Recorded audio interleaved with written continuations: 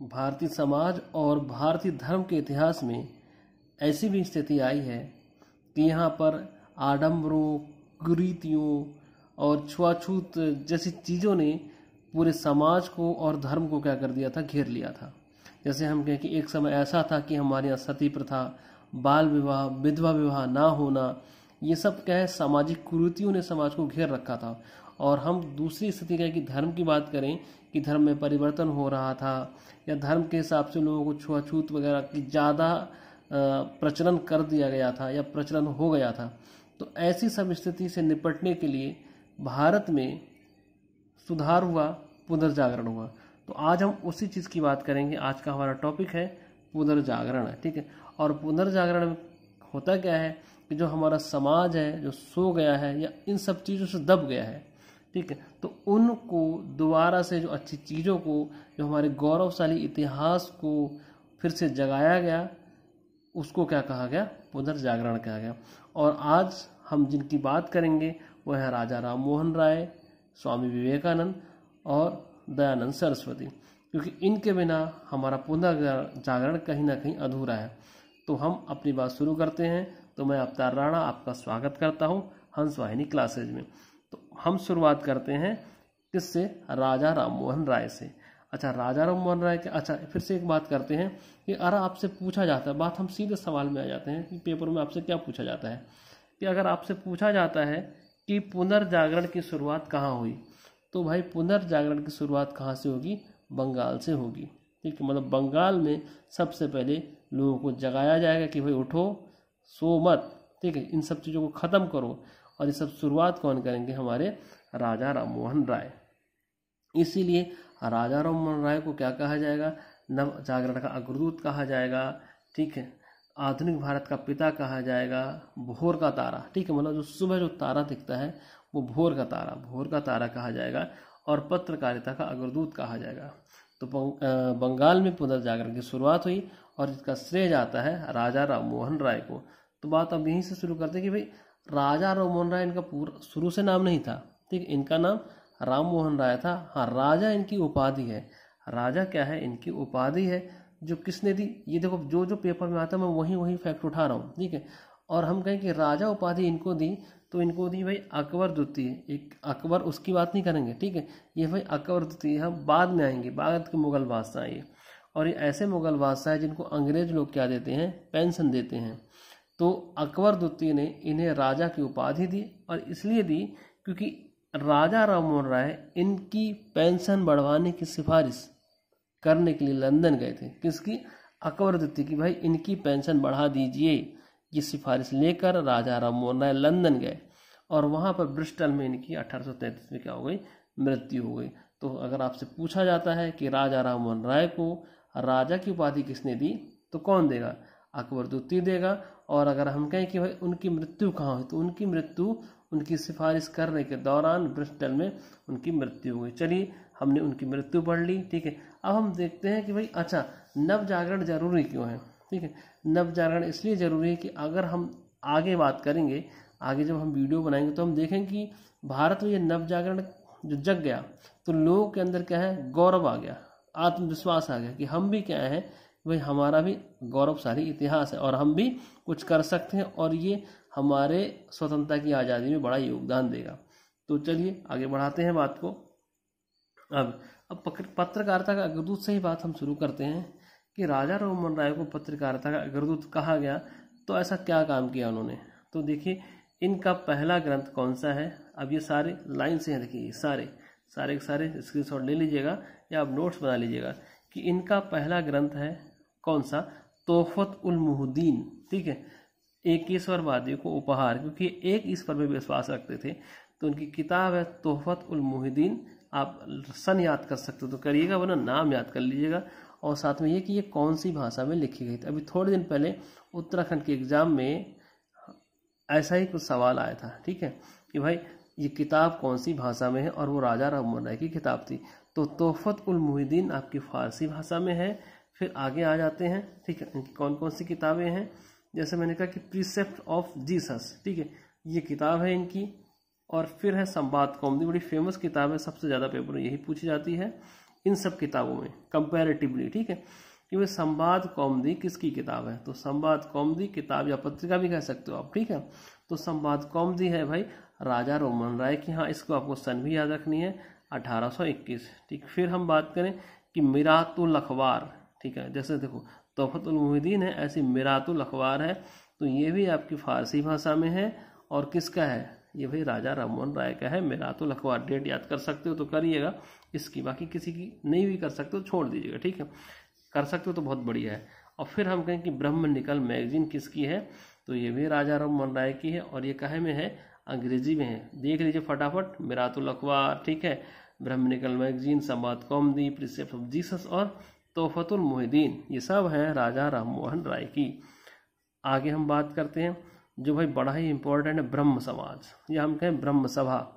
तो कई बार पेपरों में आया है और बहुतों को पता होगा, मैं जान रहा हूँ जो लोग वीडियो देख रहे हैं बहुतों को पता होगा कि भाई ब्रह्म समाज की स्थापना किसने की, ठीक है। तो आपको इसके संस्थापक मौलाना राजा राममोहन राय है, और इसका स्थापना का डेट कि भाई 28 अगस्त 1828 को ब्रह्म सभा की स्थापना हुई, जो बाद में क्या बन गई, ब्रह्म समाज बन गई।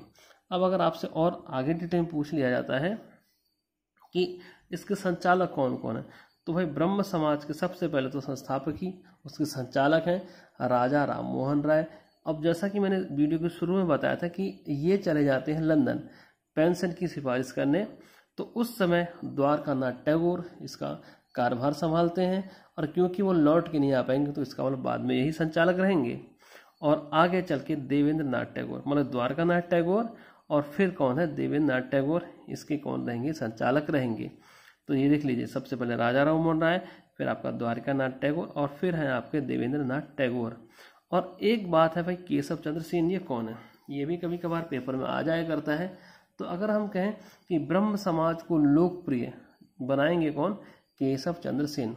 बाद में भाई आपसी फूट हो जाती है इनकी, ठीक है, तो ये अपना एक अलग से समाज बना लेते हैं, आदि ब्रह्म समाज। लेकिन अगर आपसे पूछा जाता है कि ब्रह्म समाज को ज़्यादा लोकप्रिय कौन करते हैं, तो केशव चंद्र सेन करते हैं। थोड़ा थोड़ा बता रहा हूँ इनके बारे में, ठीक है। लेकिन आपको कम से कम इतना याद रखना है कि 1828 ब्रह्म समाज या ब्रह्म सभा की स्थापना राजा राममोहन राय के द्वारा। अब ये तो सबसे महत्वपूर्ण सभा है इनके द्वारा। बाकी जो और सोसाइटी हैं या और संस्थाएं हैं वो हम देख लेते हैं राजा राममोहन राय ने कौन कौन सी बनाई हैं। तो राजा राममोहन राय ने आत्मीय सभा बनाई है 1814 में, ठीक है। फिर हम कहें कि वेदांत सोसाइटी की स्थापना कब करी है, सब राजा राममोहन राय की हैं। मिलाने को आ जाए, कभी कुछ करने को आ जाए, आप इनको पढ़ लीजिएगा। तो वेदांत सोसाइटी की स्थापना 1816 में, और वेदांत कॉलेज की स्थापना कलकत्ता में, ठीक है। और अगर हम कहें कि हिंदू कॉलेज की स्थापना इन्होंने किसके साथ मिलकर की, तो डच घड़ी साज, मतलब जो घड़ी ठीक करने वाला होगा, डच घड़ी साज के साथ मिलकर, जिसका नाम डेविड हेयर है, कलकत्ता में क्या की, उसकी स्थापना की। तो ये हमारा राजा राममोहन राय का फैक्ट हो जाएगा। आपको फटाफट सारा रिवीजन मार लेना है, ठीक है। अब आगे बढ़ते हैं। तो अब हम दूसरे बंदे की बात करेंगे, या हम जो मेरा फेवरेट है इन सब में, ठीक है, वो है भाई हमारे कौन, स्वामी विवेकानंद, ठीक। इसलिए मैंने थंबनेल में इनका फोटो लगवाया है, ठीक। इनफैक्ट थंबनेल मैंने ही बनाया है। एक तरफ मैंने क्या है कि भाई सती प्रथा का जो कुरीति है उसका वर्णन किया है, और दूसरी तरफ स्वामी विवेकानंद का फोटो लगाया है, ठीक है। मेरे को पर्सनली ये बहुत पसंद है। तो भाई स्वामी विवेकानंद की बात करते हैं, तो इनका नाम क्या है, नरेंद्र नाथ दत्त है, बचपन का नाम, ठीक है। बाद में खेतड़ी के राजा के सुझाव पर, देखिए बाद में यहाँ पे लिख रखा है मैंने कि खेतड़ी के राजा के सुझाव पर इन्होंने अपना नाम क्या रख लिया, स्वामी विवेकानंद। तो याद रखिएगा, ठीक है, कि भाई इनका बचपन का नाम क्या है, स्वामी विवेकानंद है। अच्छा, एक चीज़ मैं पिछले उसमें बताना भूल गया कि जो राजा राममोहन राय हैं उन्होंने सती प्रथा पर बहुत काम किया, ठीक। और उन्होंने 1829 में सफलता प्राप्त की कि भाई इसके खिलाफ क्या हो गया, सती प्रथा कानून बन गया, और सती प्रथा का क्या हो गया, 1829 में अंत हो गया। तो राजा राममोहन राय ने क्या है कि सती प्रथा को लेकर बहुत काम किया है, ठीक। तो उनका नाम जो जोड़ा जाता है वो सती प्रथा से जोड़ा जाता है। चलिए अब फिर से आ जाते हैं विवेकानंद में। ये जो स्वामी विवेकानंद है, इनका नाम है नरेंद्र नाथ दत्त, बचपन का नाम है, और खेतरी राजा के सुझाव पर इन्होंने अपना नाम क्या रख लिया, स्वामी विवेकानंद, ठीक। इनके गुरु कौन है, इनके गुरु हैं रामकृष्ण परमहंस। इन्हें ही दक्षिणेश्वर काली के संत मतलब दक्षिणेश्वर काली बोला जाता है काली जी को, तो इनके ही नाम पर इन्हें क्या रखा गया, इनका नाम, इनको कहा जाता है दक्षिणेश्वर संत। तो इनका एक नाम ये भी है कि दक्षिणेश्वर संत कौन है, तो कौन है भाई, हमारे स्वामी विवेकानंद के गुरु रामकृष्ण परमहंस। अच्छा, इनका बचपन का नाम भी क्या है भाई, गदाधर चट्टोपाध्याय। और स्वामी विवेकानंद ने इन्हीं के नाम पर, रामकृष्ण के नाम पर ही रामकृष्ण मिशन की क्या करी, स्थापना करी। रामकृष्ण मिशन की स्थापना करी है 1897, सारी डेट याद रखनी है। 1897 रामकृष्ण मिशन, 1828 ब्रह्म समाज की स्थापना, ठीक है। तो इन्होंने रामकृष्ण मिशन की स्थापना की, किसने, स्वामी विवेकानंद ने, अपने गुरु के नाम पर, ठीक। और अब छोटा छोटा लेना, हालांकि विवेकानंद में पढ़ना बहुत हो सकता है, लेकिन हम एग्जाम के पॉइंट ऑफ व्यू से देख रहे हैं, बाकी आप इनकी जीवनी अलग से पढ़ सकते हैं। अब हम कहें कि हमारा सवाल आता है कि भाई विश्व में पहला विश्व धर्म सम्मेलन कहाँ हुआ, तो पहला विश्व धर्म सम्मेलन हमारा हुआ है भाई शिकागो में। कई बार आया है कि पहला विश्व धर्म सम्मेलन कहाँ हुआ, तो शिकागो में हुआ है। और शिकागो कहाँ पर भाई, यूएसए अमेरिका में है। और भारत की तरफ से कौन जाएगा भाग लेने, तो भाई भारत की तरफ से हमारे तूफानी संत जाएंगे। कौन जाएंगे, स्वामी विवेकानंद, ठीक है। और 1893 में ये विश्व धर्म सम्मेलन हुआ है, और भारत की तरफ से ये हमारे धर्म का क्या करेंगे, प्रतिनिधित्व करेंगे। और वहीं पर ये वही स्टोरी है कि वहीं पर उन्होंने सबसे पहले कहा था कि मेरे भाइयों और बहनों, जो आज तक हर कोई अपना भाषण या स्पीच देने से पहले बोलता है, ठीक। तो शिकागो में हुआ है आपका पहला विश्व धर्म सम्मेलन 1893 में, और स्वामी विवेकानंद उसमें भाग लेने गए हैं। अब हम बात कर लेते हैं रामकृष्ण मिशन, तो हो ही गया, चलो भाई 1897 में। हाँ, अब एक बहुत बढ़िया है कि ये बड़ी युवा विचारधारा वाले, बड़े क्रांतिकारी विचारधारा है इनकी। तो इन्हीं के जन्मदिन 12 जनवरी को राष्ट्रीय युवा दिवस के रूप में क्या है, मनाया जाता है। तो स्वामी विवेकानंद का जिन जन्मदिन है 12 जनवरी, उस दिन आपका राष्ट्रीय युवा दिवस मनाया जाता है। और स्वामी विवेकानंद ने एक उत्तराखंड, ठीक, में अल्मोड़ा एक जिला है, वहाँ पर मायावती आश्रम की, या हम कहें मायावती में एक मठ की स्थापना करी 1899 में। जो लोग भाई उत्तराखंड का पेपर देना चाहते हैं वो लोग बढ़िया से देख लेना। 1899 में मायावती आश्रम की स्थापना किसने की, स्वामी विवेकानंद ने, अल्मोड़ा में। अब कुछ चीज़ें हैं, जैसे हमने कहा ना कि आधुनिक भारत का पिता तो भाई आपका राजा राममोहन राय है, लेकिन अगर हम कहें कि नव हिंदू का जागरण या संस्थापक, ये किनको कहा जाता है, ये कहा जाता है आपको स्वामी विवेकानंद को। और सुभाष चंद्र बोस जी ने इनके बारे में क्या कहा गया है कि इन्होंने कहा है कि भाई जो हमारे स्वामी विवेकानंद हैं वो आधुनिक राष्ट्रीय आंदोलन के आध्यात्मिक पिता हैं, ठीक है। ये भाई सुभाष चंद्र बोस का कथन है स्वामी विवेकानंद के बारे में। तो अगर आपसे पूछा जाए कि आधुनिक भारत के पिता कौन है, तो भाई आधुनिक भारत के पिता तो भाई आपके राजा राममोहन राय हैं, लेकिन नव हिंदू जागरण के संस्थापक कौन है, वो है आपके स्वामी विवेकानंद। बहुत बढ़िया पर्सनालिटी थी, कम उम्र में बेचारे ख़त्म हो गए, लेकिन इनके जो विचार हैं वो आज भी समाज में क्या है, प्रचलित हैं। तो चलिए अब हम तीसरे व्यक्ति की बात करते हैं, और वो है हमारे स्वामी दयानंद सरस्वती।